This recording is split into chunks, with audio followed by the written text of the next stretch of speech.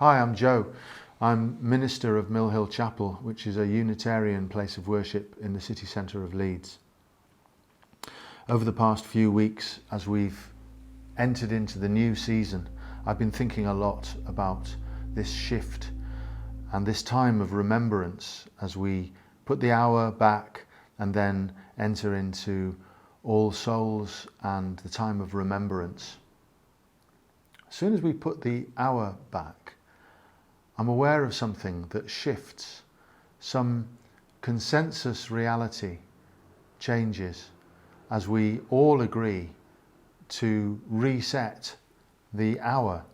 And we recognize suddenly that this is something we collaboratively invent. We make up our fixed 24-hour time clock. I once visited Bogota in Colombia, and the experience of being in such an unfamiliar place, as a matter of fact it was in the height of the Colombian Civil War, so it was a really shocking environment to be in. Again, it had this effect of shifting me out of my perceived sense of what's real. I remember seeing graffiti that said, "Tu esqueleto está vivo," which means your skeleton is alive. And it hit me with a strange force, even though it's quite an obvious thing to realise. Of course my skeleton is alive, but I think of a skeleton as being one of our tokens of the dead. Another such token, of course, is a ghost.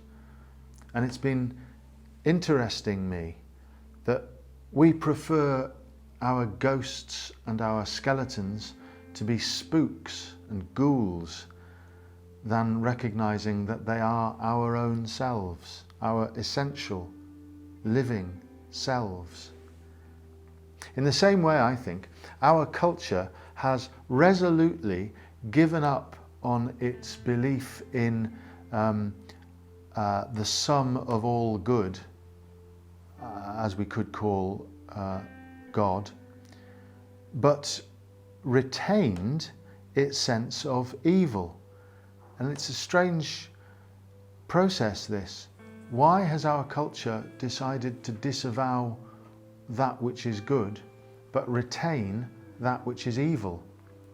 And you can see this everywhere. We describe as evil anyone from a hit-and-run driver to a slum landlord, a drug trafficker, terrorist, sex offender. And why should this be?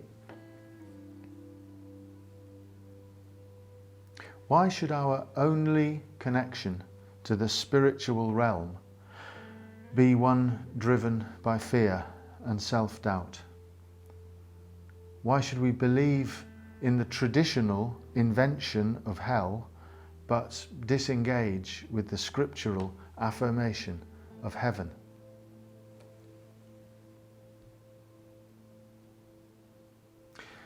If I know that I'm spiritual, I affirm something about myself that goes beyond tangible data, beyond physics and biology. I affirm something which I know by other means. If I know that I am spiritual, I can welcome home my ghost.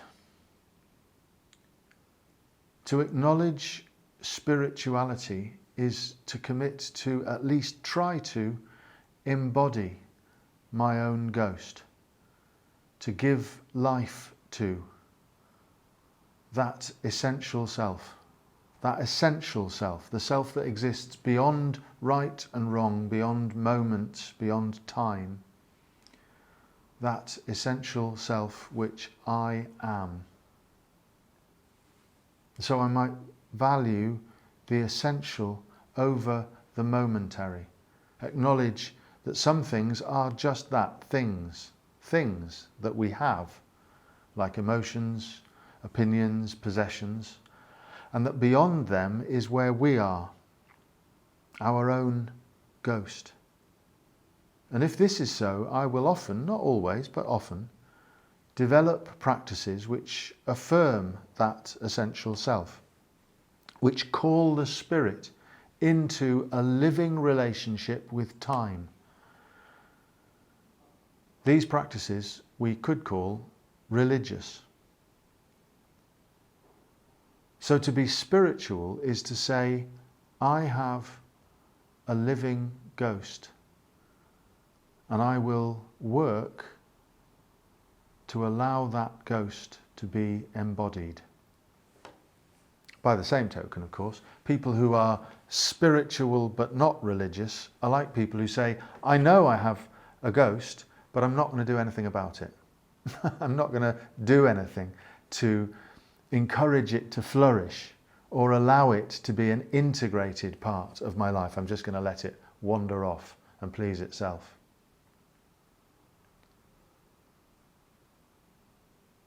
When we are present, it's not at all clear what presence means or does.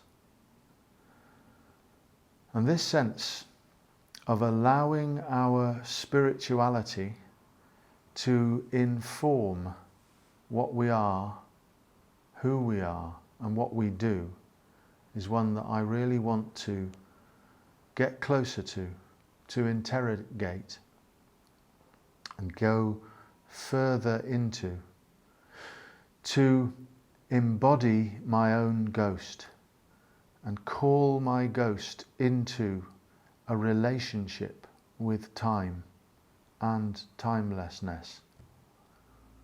Well, that's my idea anyway. Maybe you could join me.